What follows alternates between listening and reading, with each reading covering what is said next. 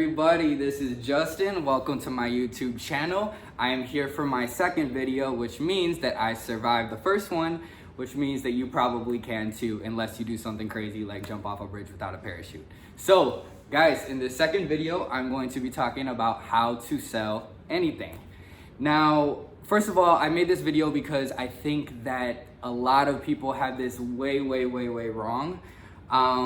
It's all about like tips and tricks and tell people, you know, you just shipped out 10,000 of this and this is the last one and you better take it now. And I mean, there's certain things that they're talking about that have value, like scarcity. Scarcity is a real thing.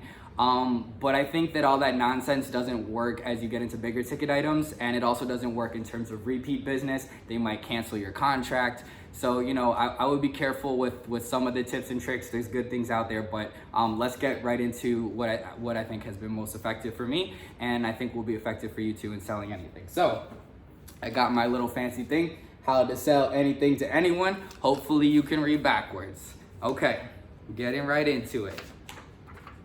Why this video? All right, what if I'm not in sales?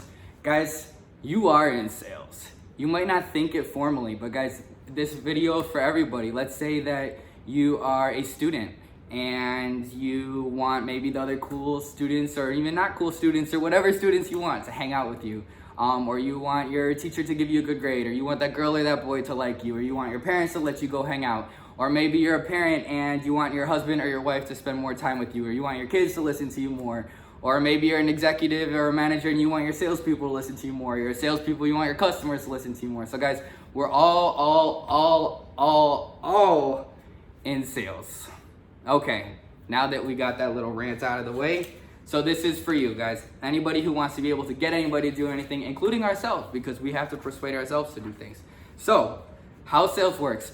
Guys, the good news is that sales is something that it's gonna be the same every time. So no matter what you're selling, what ticket item, no matter who you are, no matter what industry you're in, I think that this is something that's just true. So I got this as influence from Jim Rohn. If you guys don't know who Jim Rohn is, he was the mentor of Tony Robbins. If you don't know Tony Robbins, definitely Google him, YouTube him, he's the man. All right, so how sales works, guys. So I'm realizing that all this stuff is backwards. I don't know if these other smarter YouTube people have a better way to do this, so I'll probably have to learn that.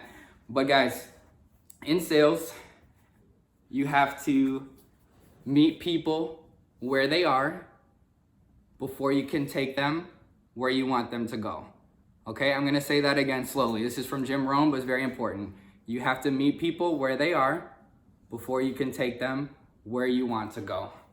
Okay, so I'm gonna break that down, and guys, this is gonna be a lot of videos on persuasion and sales, and really could go on into so many different things, but I wanna kind of give you the overview of a lot of things that I'm gonna be talking about. So here we go. This is how it would look with little stick figures, right? So let's say that you're here, okay? And you're happy and you're excited and you want to sell. And the other person's here, and in the beginning, they usually don't want to talk to you, right? Like, I'm sure, like, hey, Justin, what if they don't want to talk to me? Yeah, well, you know, that's always how it is. And you want them to go here. Maybe it's you want to sell, maybe you want them to like you, you want something, but you're over here, they're over there somewhere else. There's something in between that's not happening, and there's something that you want that you haven't gotten yet, okay? So we're gonna break that down. So let's go to the next slide. I said slide, it's not really slide, it's a piece of paper. Okay, so first, you. Guys, the biggest thing by far, now I'm like getting closer to the camera so you can see my little masterpiece. Maybe if YouTube doesn't work out, I could become an artist, who knows? So guys, we are the most important part. Now, Tony Robbins talks about these things. It's really interesting. I'd recommend you look him up. State, story, and strategy. Guys, your state. So do you have energy? Brian Tracy says that sale happens when there's a transfer of emotion. So you have to have the emotion for yourself and for the other person too. So state, what does that mean? Just to give you an example, if you're in a peak state, you're gonna be able to get peak results. If you're not in a peak state and you're feeling crappy and you're hunched over, like, would you like to get this product? Of course they're gonna say no, right? Of course. So maybe I should have brought this couch a little closer, the camera a little closer. Let's see here. My natural sound effects. There we go, that's perfect. So guys, you have to be in a peak state. You have to keep yourself in a peak state every day. You have to show up to work, whatever your job is or school, ready to crush it. You always have to be ready to crush it. Look at the running back. They have to show up to the game. And when that moment is time for them to slip through, they have to be ready. So some of the things that would be involved in state would be eating well, sleeping well, going to the gym, going to mass or church or whatever your equivalent, or some sort of mindfulness or meditation or something of understanding that you're smaller, being grateful, grooming, keeping yourself looking nice, keeping your home looking nice, your car looking nice, just everything. These are a lot of things. Body language, strong body language versus, down and timid. So there's a lot of things involved in state. Story. What does that mean? Story means the stories we tell ourselves. So we all have stories whether we realize it or not. So let's say your story might be, even though you might not realize it, oh, I can't sell things because I don't like to manipulate people, or that person doesn't like me for whatever reason, so I can't just go up and talk to them, whatever. But the cool things about stories is, we can change them. So we can change the stories, guys. So if we want to be, whatever it is that we want, we can burn that into our subconscious mind. We can teach ourselves, I am this type of person that does these types of things. So in sales, you have to think of yourself as the type of person that makes sales, that crushes it, that is so much better than everybody else. It's not even a freaking competition. Not in a cocky way, like you think your innate worth as a human being is better than them, but in the sense that that needs to be your story to yourself, that you are amazing, that you bring so much to the table and you're gonna crush it. You have to have that or the other person will not feel it. So before any other sales stuff, before any tips and tricks, you could know every single tip and trick in the entire world.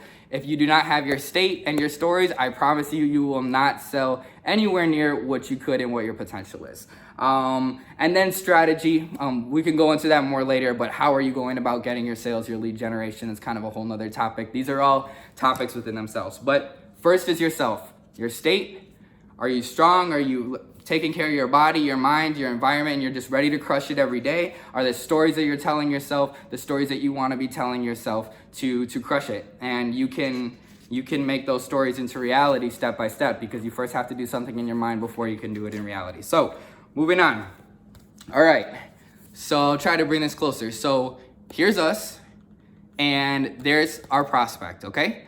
And there's something in the middle. There's this gap that we need to bridge. So now we know where we are.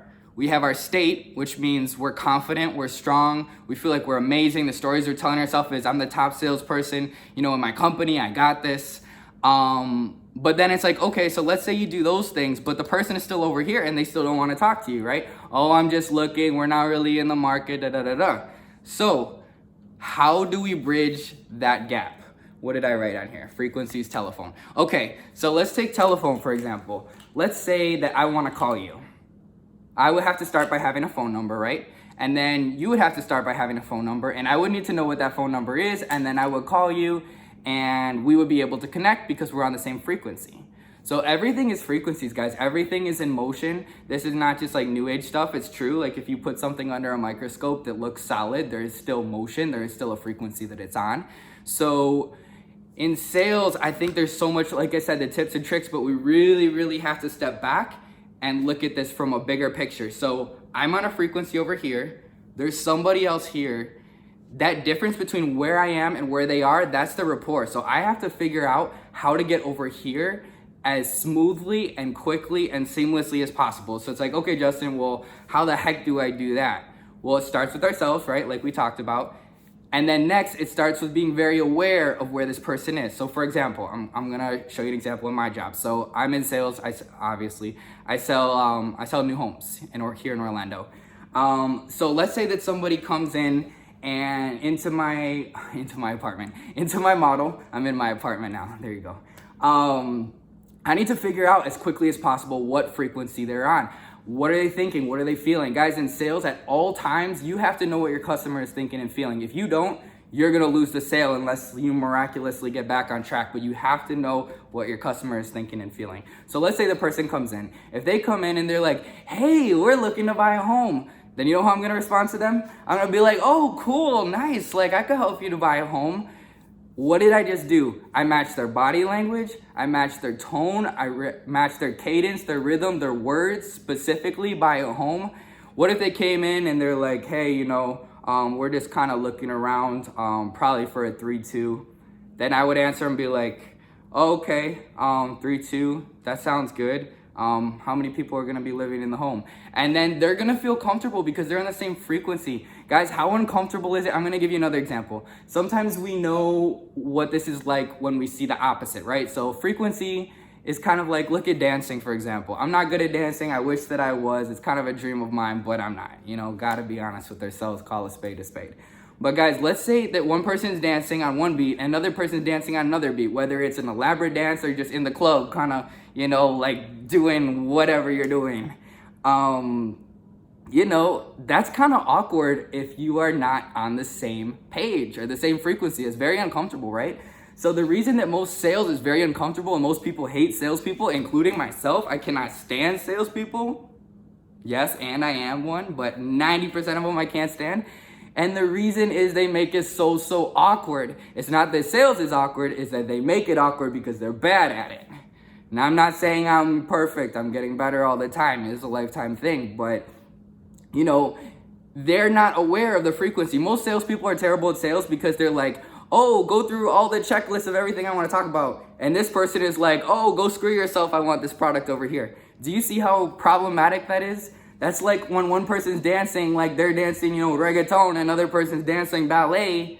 You know, that would be a problem. Like, they're probably not gonna have like a first date that comes out of that, or a kiss, or, you know, whatever. It just doesn't work. So anyway, guys, so rapport. How do we get there as fast as possible?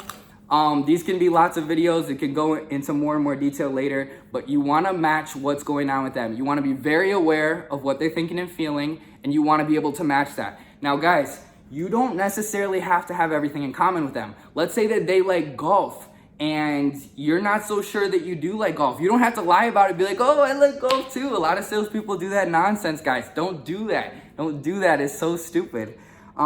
Instead, just match them and talk about what you do know. And, you know, maybe you know someone that golfs, or, oh, I heard there's a lot of cool places to golf in Florida, but I haven't really done it. I don't know that much about it. Honesty is always better. So again, guys, this can be a lot of other different videos that we'll go into. I'm kind of trying to keep it moving and give a little bit of an overview so you can see what I would like to talk about, what we can talk about together in the future. But yeah, so let's keep it moving. So let's say that now we're in rapport. So we know ourselves, we've got our peak state, we've got our stories that we're the bomb, or however slang you want to say. And now we become aware of where that other person is and kind of how to sync up with them in the rhythm and the cadence that they're going at. Now, where do we go from there? So a lot of salespeople will call this part discovery. That's a good word for it. It's however you want to say it. I think for me, it's just an awareness of where is it that they want to go? What is it that they want to happen? So guys, I think there's two types of sales. There's sales of doing something to somebody, like I want this thing and I'm going to take it from you and conquer you and trick you and I'm the master magician. Or there's doing something with somebody. And I think 90% of the salespeople, at least that I've seen on YouTube thus far, or a lot of them, it kind of borders a little more on the trick side, which, you know, there's a lot of good people too and a lot of things that I learned. So it's not like everybody's that way. It just seems like there's a good amount of it. And I don't want you to think that sales is that way, because it doesn't have to be. It can be done at another level where you can even make more money and have more integrity in the process. So where do they want to go? I think just being aware. So let's say you start talking and they start talking about their sister, and you're like, and it sounds like they're really passionate about it and they're getting worked up. Like, oh, so focus on that. Wherever they are going, focus on that. Now, you still have to control the transaction. You still have to keep it in terms of finding the product for them. But you do also want to go to where they want to go and then guide that within the context of what the products are. So you want to assume the sale. So I know that they're going to buy something. Now, sometimes they're not. Sometimes they're just not a prospect and you don't want to, you know, be tricking people. But you want to assume they're buying something, and you just need to figure out what that something is. And you focus on what they're talking about, because people make their decisions on their hot buttons. There's one or two, maybe three things that are guiding 80 to 90% of their decisions. So we're in rapport with them. What do we do next? We ask them questions, but we listen very, very carefully. We watch their body language. What is it that they're getting excited about? Why is it that they're getting excited about that? What does that mean in terms of this purchase? How can I guide that so that I'm helping them? And guys, when you are with somebody, guiding them, helping them to decide on something that they want, and reinforcing and being confident for them with your energy to get them across that fear to what they want, guys, that's super powerful. It's very, very difficult to say no to somebody who's trying to help you get what you want. If I'm talking to you and your name is Samantha, I'm like, hey Samantha, what do you want more than anything in the world? Like, oh, I want this. Like, and I'm walking with you to help you get it. It's gonna be hard to say no to that. When you have integrity and you know what you're talking about and you've practiced it and you've studied it, guys, that's super, super powerful. So anyway, moving on. These could be, again, more and more videos, but I want to kind of try to give you guys an overview of how all sales works, because with every customer, with every product, there's still these same principles. So now what most people will call closing. Now, a lot of people want to know, oh, what's your favorite close and what are the things that you do to, No, guys, that's not the way closing works. So first of all, the reason that closing is so awkward is because people did everything wrong and awkward before it, and it's going to continue to be awkward because you're on an awkward, wrong frequency. They're on a frequency of just trying to buy something and you're getting in the way because you're talking about all your checkpoints. And, as a result of that, that's a problem. And then you get to the close because your manager told you to don't forget to ask for the sale. And so, so you ask for the sale and you feel super uncomfortable and they feel uncomfortable. Then they leave and then they say, well, think about it. And then you follow up and see what they thought about it. And they either don't answer, say, we're still thinking. So guys, the closing is really, really, really easy if you did everything else before it. The stuff before it is the hard part. Your confidence in your state and your story is the hard part. Becoming really aware of where that person is the hard part. Becoming really aware during your conversation and your questions of where it is that you want to take them, of what product is best. That's hard. But guys, the closing is easy. You could get to the end and talking about, music, like, oh, do you like Bad Bunny? I love Bad Bunny. Anybody that knows me, I'm a big Bad Bunny fan and went to both his concerts so far in Orlando. To me, he's the man. So they'd be like, oh yeah, and maybe you're talking about music and oh, what's your favorite song from him and blah, blah, blah. And then next thing you know, guys, you're just like, oh, hey, by the way, this home seems like it's meeting all your criteria that you were telling me was most important to you. Would you like to just go with this one? Oh yeah, sure, I would. So it's not a specific technique or a specific master phrase that's super secret and you have this little key and then the doors open and then you close all these sales and you're a magician. No, it doesn't work that way. So when you do everything before it and you're in rapport, that's very, very, very, very powerful. And guys, you can take it from there. There's not a secret phrase. But it is important to ask once you're in rapport, not before. Okay. And guys, what does that do? The importance of all this, guys, is that a lot of people, if you only do the tips and you only do the tricks and you only do the tactics, the problem with it is that you're probably going to get a lot of cancellations because people are going to get home and be like, oh man, Justin was really nice, but like this doesn't fit our needs at all. That would be a problem, right? Because you don't get paid when something's a cancellation. Or maybe they take it and they feel bad or whatever, but they tell their other friends, hey, I really wouldn't recommend this guy. He's a little bit cuckoo. He was super aggressive. He used these tactics. I felt forced. I bought it, whatever. But, you don't want your business to be like that because one, you're losing your integrity, and two, you'll never be able to make the amount of money that you could have made otherwise if you did have the integrity and did it properly. So again, guys, final summary. This is how sales works. No matter what you want, if you want to help convince your husband or your wife or your kids or your boss or your teacher or other friends, or you are directly in sales or you're in a different type of job, you will always start somewhere, right? We always start somewhere, and we have to be super confident and in a peak state. We have to be telling ourselves the right stories.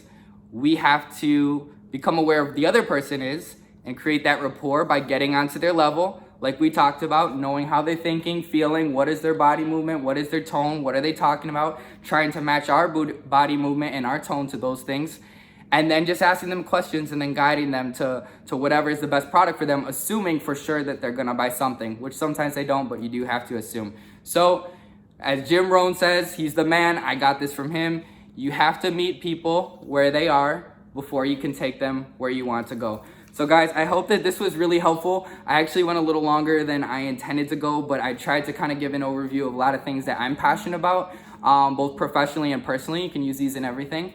And I really do believe that when I use sales or persuasion, I always want to leave somebody better than I found them. I want to help them. I want to contribute to their lives.